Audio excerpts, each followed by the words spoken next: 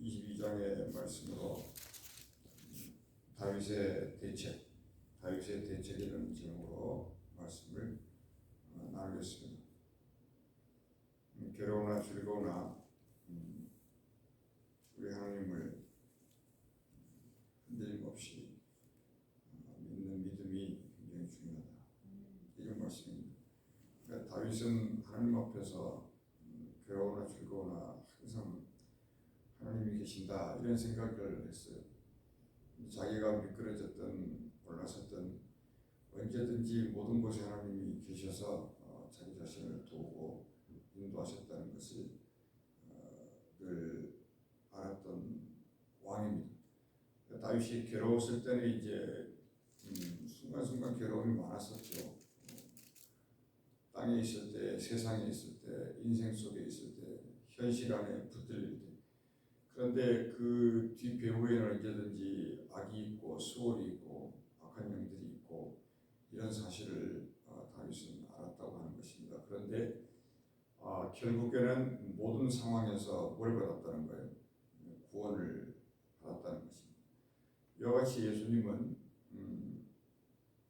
우리는 예수님도 우리의 모든 상황에서 우리를 구원하시는 분인데, 그래서 그 이름이 구원자 아닙니까? 그리고 또 우리는 그 구원하신 그 하나님을 대한 간증을 가지고 살고 있지 않아요? 다윗이 드디어 이제 시편에 대한 시동을 걸었어요. 여기 이렇게 시편에 있을 만한 주의 노래가 사무엘하에도 들어있고, 이런 거 보면은 모든 성경 구석구석에는 그 밑바닥에 뭐가 깔려 있다는 것입니까? 하나님의 그 찬송의 박수 소리가 들리고 있다는 거예요. 22장에서도 그렇고 압살롬에게 쫓길 때도 그렇고 사울에게 쫓길 때도 그렇고 그 밑바닥에는 항상 생수가 나오고 있는 것이고, 그 밑바닥에서는 찬송의 그 큰 우레와 같은 박수 소리가 있다는 건데, 현실에 눌리면 이제 그런 소리들이 안 들리는 것이고, 자기 자신 속에 있는 어떤 연약함이 이 모든 것들을 다 뒤덮어버리고 도망가고 또한 뒤로 물러서고 이런 일들이 이제 생긴다는 것인데, 오늘 이 22장에서는 그런 모든 현실을 어떤 대책을 가지고 극복해 나왔고, 그리고 반드시 뭐가 되리라, 역전되리라. 이 현실 어떻고 이렇고 우리가 이거를 매일매일 경험을 하면서도, 매 순간 이런 걸 경험을 하면서도 어떤 라인을 넘어가지 못하는, 어떤 믿음의 어떤 그 고비를 넘어가지 못하는 것이 우리들의 현실입니다. 근데 그것을 그대로 인정하는 거예요. 그런데 이제 그 상황 가운데서 우리의 반응, 우리의 어떤 그 표현, 이제 이러한 것들이 굉장히 중요하다는 것이죠.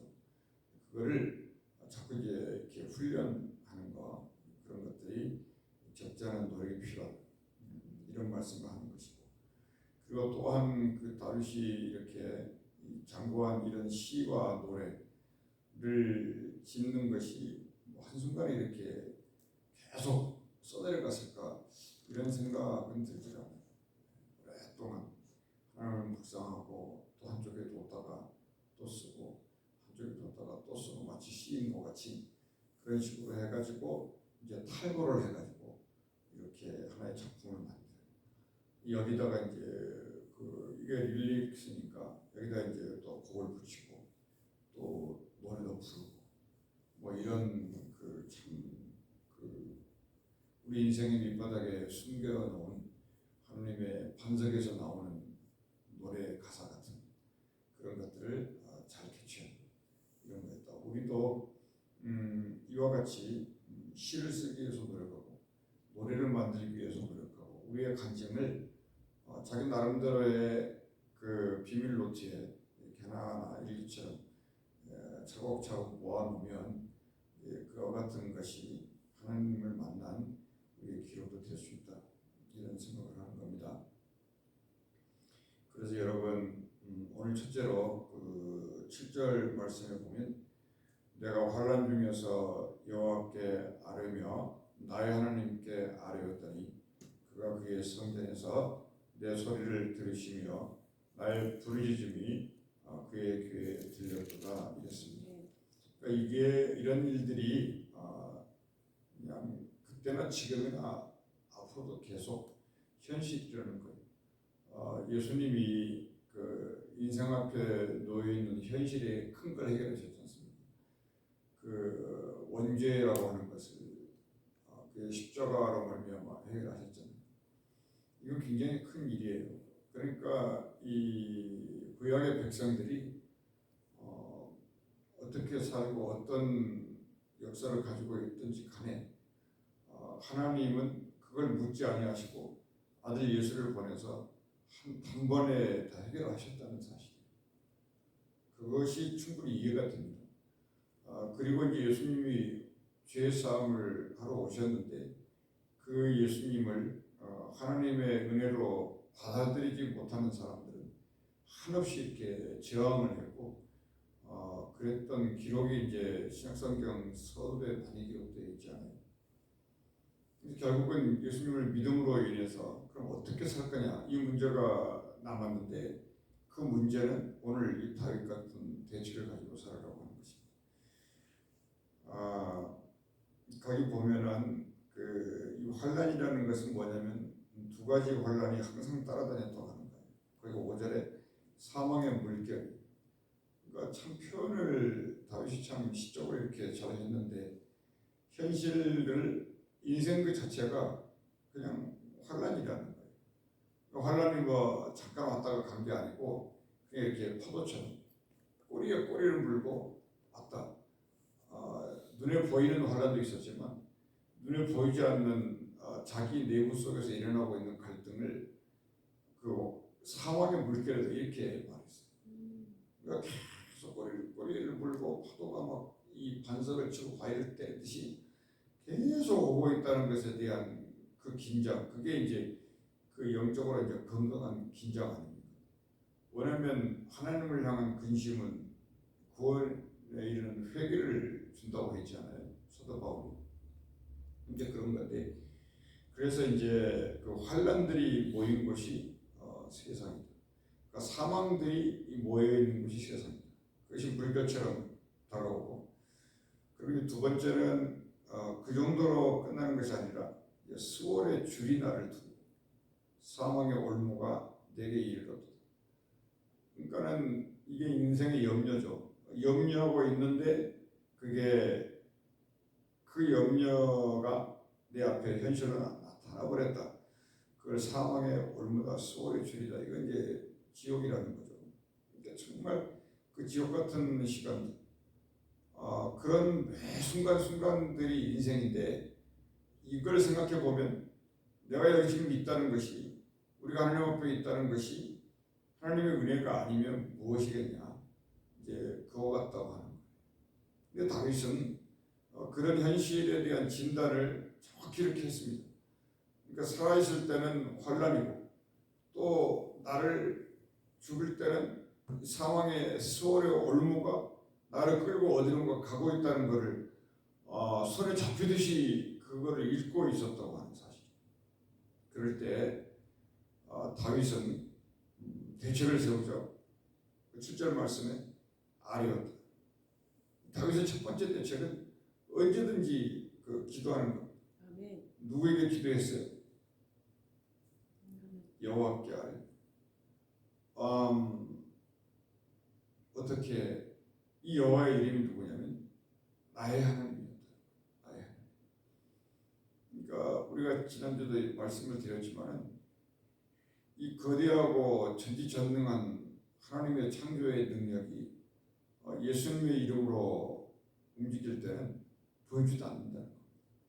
근데 그거를 그러니까 천지창조의 능력보다 훨씬 엄청난 거예요. 그 능력이 여기 나의 하나님이라는 말로. 그러니까 아뢰었더니 어디에서 소리를 들었냐면 성전에서 소리를 들었다. 그러니까 다윗이 시온성이 있고 예루살렘 성전이 있었잖아요. 시온성은 The City of David이었고 그리고 예루살렘 성전은 거기서 다리 하나 건너면 아니 길 하나 건너면 거기가 성전이에요. 근데 거기를 이게 궁전을 나와서 이렇게 가서 성전에 올라가서 이렇게 올라가게 돼 있어요. 이렇게 예루살렘 가보면 올라가서 거기서 이제 아래로 또 아래로 이런 왕도 드물거니와 궁전이라고 하는 그 굳은 궁궐에서 딱 갇혀가지고 그 신하들 용명하잖아요. 그리고 지금 이렇게 찬송과 시를 짓고 할 정도면 모든 것이 좀 세상 말로 하면 풍어를 읊을 정도로 굉장히 여유만만해도 되는데 다윗의 믿음은 그에 거기에다가 자기 자신을 맡겨두지 않습니다. 순간순간에도 하나님을 찬양하고 기억하고 그러면서 거기서 이렇게 성전으로 걸어 올라가는 모습이 상상이 되지 않습니까? 이렇게 혼자 갔는지 누구랑 갔는지 모르겠는데 가서 그 성전에서 이와 같은 상황을 놓고 기도했다. 그랬더니 소리를 듣고 나의 부르짖음이 그 귀에 들렸을 때 현실적이니까 하나님이 이제 일하기 시작했는데 그 일하시는 그 하나님을 여기다가 굉장히 구체적으로 묘사해 놨죠. 거기서 우리가 생각하는 것은 일종의 속담 같은 건데 여호와의 불이 나타나는 것을 뭐라고 표현하냐면 숯이 피었다. 여러분 바베큐 먹을 때 이렇게 숯을 피우잖아요. 그런 식으로 우리는 막 기름 부어서 불을 피우는데 여호와의 불이 하나님의 불이 응답으로 떨어졌을 때 그때 숯불에 불이 타는 것처럼 정말 대단하잖아요. 그 불이 타는 것처럼 내게 응답하셨다. 그리고 상상력이 많은 이 다윗은 또 노래하기를 하나님이 막 이해하십시오만 막 씩씩거리면서 막 코에서 막 콧김이 막 그냥 나오는 것 같았다. 우리 내 기도를 들으시고 하나님이 막 그냥 누가 내 다윗을 건드렸냐, 누가 이스라엘을 함부로 했냐 막 이러면서 이 기도를 들으시고 하나님이 막 콧김을 내면서 분노를 하기 시작했는데 그 콧김의 분노를 당할 사람이 없었고 가만히 앉아있는 이 돌멩이들도 여호와의 불길이 임하니까 수십 년에 돼가지고 막 끄게 타오르고 그 열정과 이 불이 하나님의 불이 자기들이 불이 되었고 아무도 감당할 수 없었다. 그걸 두 번이나 써놨어요. 이제 13절에 그 앞에 있는 광채로 말미암아 숯불이 피었다. 이게 눈에 보이는 그런 숯불이겠습니까? 이 마음에 막 불이 붙는 거예요. 하나님이 살아계신다. 그러니까 우리가 주저앉아 있을 수가 없다. 사망의 물결이 치고 수월의 줄이 우리를 뚫뚫 감고 우리를 어디로 끌고 가는 것 같아도 그래도 그때 하나님이 살아계신 건 분명한데 하나님이 우리에게 나타나시게 하는 것은 정말 성전에 가서 부르짖고 울부짖고 간구했더니 우리의 기도에 귀를 기울여 들으시고 하나님이 움직이기 시작했다. 이게 대책이었다. 이게 첫 번째 아주 확실한 대책이었다. 그러니까 이렇게 대책을 경험했고 이제 두 번째는 오늘 또 그 두 번인가 이 시편에서 다윗이 자기 자신의 심정을 쌓았는데 두려웠다. 그러니까 이런 그 하나님의 두려움 없이 하나님을 믿고 있지만 자기 자신은 굉장히 항상 두렵고 마음이 흔들린 경우가 너무 많다. 그러니까 그 말씀에 몇 절입니까? 18절인가요? 18절에 거기 있어요. 나를 강한 원수와 미워하는 자에게서 건지셨으며 그들은 나보다 강했다. 이거를 인정하는 거예요. 그렇지 않습니까? 우리가 주변을 돌아보면 우리보다 약한 사람이 아무도 없어요. 전부 뭔가 어깨 힘주고 한가득씩 하는 사람들이 도처에 둘러싸여 있고요. 우리가 아뢰고 이런 여호와 하나님에 대한 간증과 시와 노래가 없으면 우리는 그냥 그대로 사망의 물결에 휩쓸려서 호적될 수밖에 없는 것이고 심지어는 수월의 줄에 끌려서 이제 망하게 되는 거죠. 근데 다윗은 그 인정했어요. 그들은 나보다 강했기 때문에. 그래서 나는 두렵고 내 나름대로 그런 이제 자기 자신을 고백하게 되는데 그러므로 다윗은 그 두려울 때 뭘 외쳤을까요? 무슨 기도를 했을까요? 여러분, 다윗이 두렵고 그랬을 때 성전에 앉아서 외치는 한마디가 뭘까요?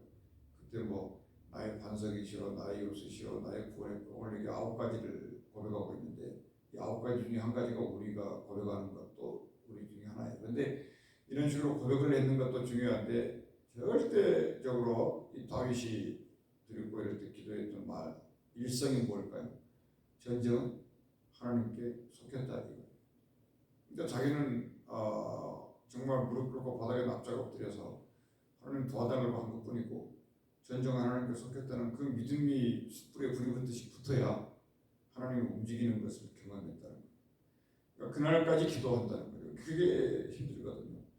그러니까 지치고 힘드니까 그냥 때로는 넋을 놓게 되고 다윗도 사람이니까 나가 떨어지고 포기하게 되고 뭐 아들 잃고 뭐 아내들 잃고 또 다 이스라엘을 다 뺏기고 또 찾아오고 이런 혼란 속에 있었다. 그러니까 하여튼 다윗은 나는 이런 얘기예요. 강할 수가 없었고 나는 이런 현실을 분명히 볼 수 있는 사람이 나는 약했다. 나는 한 번도 강해 본 적이 없었다. 이렇게 기도했을 것 같아요. 나의 하나님, 나의 하나님. 저는 한 번도 강한 적이 없었습니다. 이게 제대로 된 기도 아니겠습니까? 강한 척하고 있는 척하고 뭐 그냥 옆에 뭐 후세, 입대, 아비세, 요압, 뭐 기라성 같은 장군들이 쫙 깔려 있으니까 뭐 되는 것 같은데 그것도 전부 허당이라는 것을 다윗은 아는 거예요. 한번 배를 뒤집으면 이 나라는 없어질 수도 있다는 생각을 항상 할 정도니까 이게 약한 게 아니고요. 가장 강한 사람들이 이런 걸 아는 사람.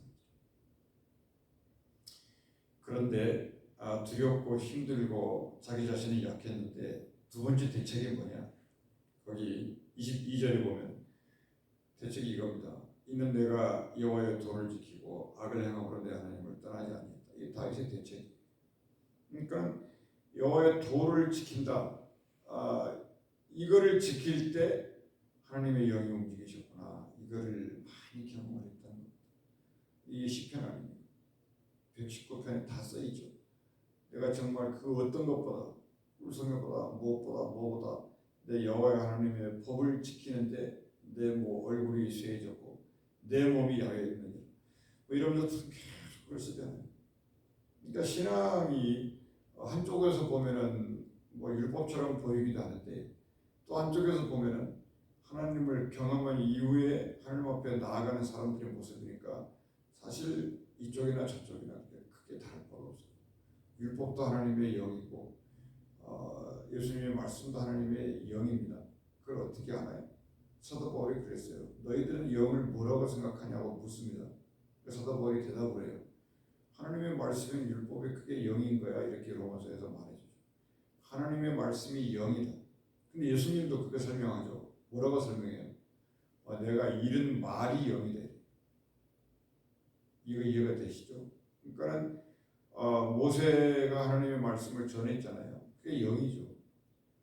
근데 그 말씀이 예수님 안에 있잖아요. 그러니까 예수님이 입에서 말씀을 하시면 그게 뭡니까? 영이죠. 그러니까 내가 잃은 말이 뭐라는 거예요? 영이다. 그럼 어떻게 생명이 됩니까? 모세도 영이고 예수님도 영이에요. 생명이 되는 것은 그래서 성령이라는 거예요. 성령이 영의 말씀을 내 안에 자리 잡도록 도와주는 일을 한다는 거예요. 그거예요. 이런 입장에서 보면은 오늘 여기 다윗의 노래도 전부 이제 이해가 되는 거다. 이제 그러고 이런 여러 가지 과정을 지나면서 이제 세 번째로 우리가 한번 하나 더 봐야 될 거는 50절 말씀에 거기 보면은 이름으로 이렇게 결론을 내리죠. 이름으로 이렇게. 그러니까 여러분 결론은 뭡니까? 찬양이죠. 이름으로 여호와여 내가 모든 민족 중에서 주께 감사하며. 그러니까 이 개인이 하나님과의 그 스트러글 안에서 이 승리에 보는 경험이 많은 사람은 이렇게 또 나라적으로 민족적으로 열방적으로 이런 식으로 기도가 확장이 되고 반드시 하나님이 그와 같은 일을 하시기 위해서 쓰신다. 이런 말씀을 갖고 기록해놓은 겁니다. 모든 민족 중에 주께 감사하며 주의 이름을 찬양합니다. 거기서 끝나지 않았죠. 51절 한 절을 묵상한 중에 더 붙여놨습니다. 이게 참 중요한 절을 붙여놨는데 이 22장을 쓴 사람이 자기 자신이라고 하는 거예요. 그 저자의 사인을 해놓은 겁니다. 51절 여호와께서 이렇게 그의 왕에게 자신을 말하잖아요. 그의 왕이 이게 정말 대단한 표현 아닙니까? 나는 내가 왕이 아니라 그분의 왕, 그의 왕, 큰 구원을 주시며 기름 부음 받은 자에게 인자를 베푸시며 영원하도록 다윗과 그의 후손에게로소이다. 이렇게 이제 22장은 마무리가 됐습니다만 거기에서 우리가 눈에 들어오는 단어가 뭐가 있나요? 큰 구원이라는 거 있죠. 그러니까는 큰 구원이 이 말이 이제 그 물리적으로 크다 작다 이게 아니라 확실하다 그런 단어입니다. 그러니까는 이 분명한 하나님을 너희가 어떻게 할 거냐 이렇게. 그러니까 이게 생각해 보니까 우리가 살면서 항상 영감을 얻기 위해서 노력을 하시고 그리고 또 하나는 기름 부음을 받기 위해서 노력을 한다. 그러니까 여러분 모두가 그 기름 부음을 받았던 거 아닙니까? 하나님의 말씀에 기름 부음을 받는 거예요. 근데 그것이 쉬운 말로 하면 영감을 받는다 이런 뜻이에요. 또는 감동을 받는다 이런 뜻이에요. 그러니까 우리가 매일매일 기도하고 말씀의 대체를 가지고 하나님 앞에 부르짖고 기도하고 간구하면 내 마음에 감동이 오고 응답이 오고 영감이 오는데 그거를 하나님으로부터 기름을 받았다. 이렇게 성경은 말을 하는 것입니다. 기도하겠습니다. 하나님 아버지, 오늘 저희가 또 이 한날을 열 때 마치 태양이 동쪽에서 떠오르는 것 같지만 그러나 하나님의 종의 기도들이 저 태양을 들어 올리는 것과 같습니다. 하나님, 우리가 이와 같은 거대한 믿음을 가지고 이 원천지를 밝힐 수 있다는 믿음을 가지고 하나님 앞에 또 기도하기를 원하오니 우리같이 연약하고 우리같이 강해 본 적이 없는 사람들을 붙드셔서 하나님 앞에 온전히 붙들림 받아 우리 하나님의 영광이 나타나도록 함께하여 주시옵소서. 주 예수의 이름으로 기도드리옵나이다. 아멘.